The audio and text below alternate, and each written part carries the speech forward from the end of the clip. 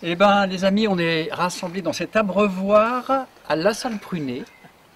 La Salle-Prunet, c'est le village de Marie et Roger Lagrave. Leur maison est derrière et aujourd'hui, ils auraient eu 100 ans. Quand les Lagraves sont arrivés en 1964-65, là par là, ils sont arrivés en tant qu'animateurs socio-culturels. Et la mairie de l'époque a mis à disposition le château, qui était pas hanté, je sais pas, mais enfin, qui était complètement désinfecté. Et on leur a mis ça à disposition. Et Marie a commencé à s'intéresser à la jeunesse qu'il y avait à Florac. Il n'y avait pas d'activité, à part le foot à ce moment-là. Et Marie, qui est originaire de la Chambre, en Haute-Lozère, qui avait beaucoup dansé, labouré dans sa jeunesse, avait envie que toute cette tradition ne se perde pas. Et elle a commencé à faire avec les jeunes de Florac des ateliers de danse. Et petit à petit, elle s'est rendue compte que ça marchait du feu de Dieu et que surtout, tous ces gamins, ils avaient une pêche d'enfer. S'est constituée il y a quelques années une association des amis de Roger et Marie pour essayer de faire vivre un peu tout ce qu'ils avaient apporté à la Lozère. C'est très important. Cette asso, j'en fais partie et on a décidé pendant quelques mois autour de l'anniversaire de leurs 100 ans théoriques de fêter ça avec tout un tas de manifestations qui s'échelonnent entre mai et décembre 2023.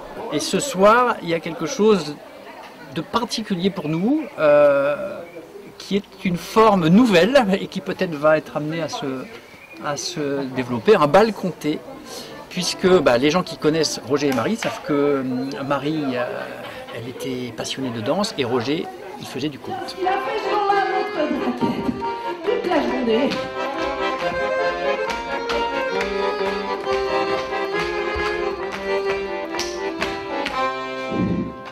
Roger, d'une certaine façon, nous a passé ce bâton de conteur, même si ce n'est pas lui qui nous a donné celui-là précisément.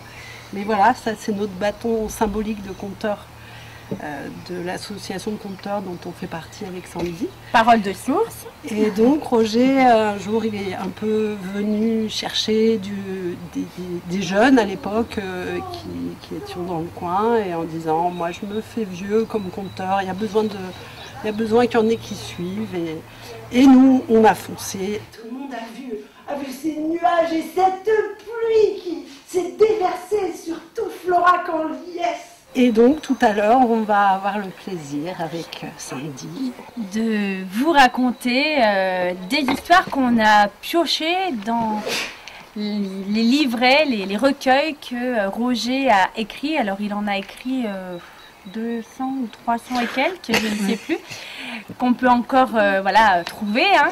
Et il a fait des collectes un peu partout en Lozère, sur le territoire, pour mettre en valeur, faire vivre la tradition, le patrimoine.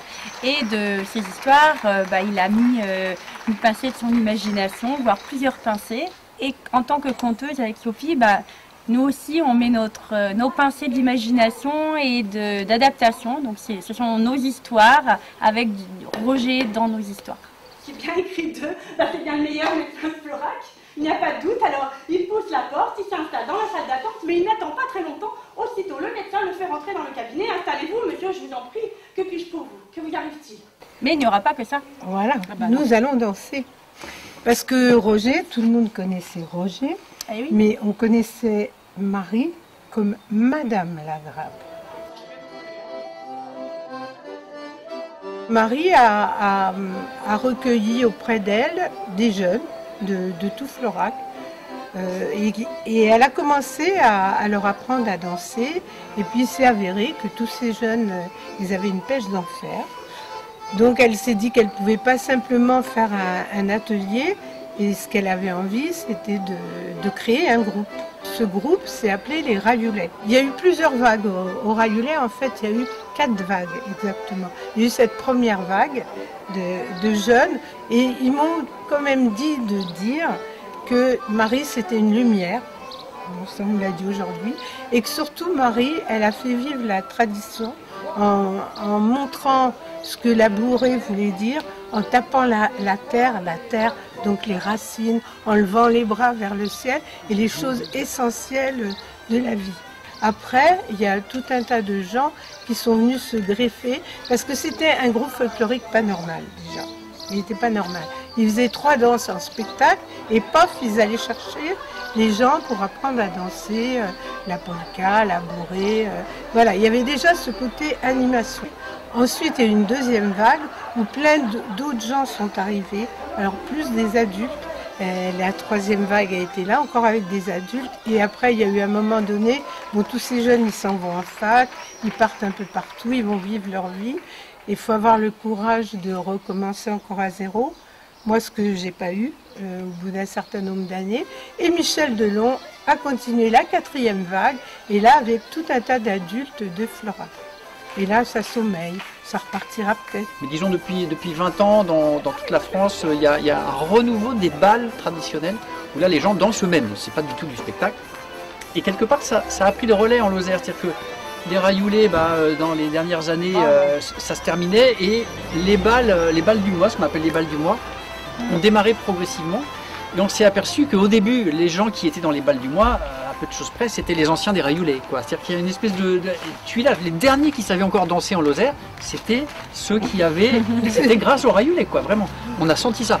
Et puis, année après année, effectivement, le public s'est élargi, rajeuni aussi. C'est-à-dire qu'il y a un certain nombre maintenant de jeunes qui dansent ce genre de choses-là. Ça a à nouveau beaucoup de succès quelque part. Oui. On allait dans des lieux comme sur le Mont Lozère, où il y avait des danseurs d'enfer.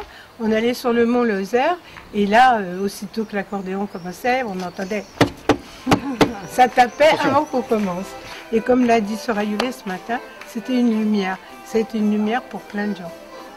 Et c'est important que ça se sache. Il n'y a pas que Roger Lagra, il y a Roger et Marie. Il y a Marie et Roger.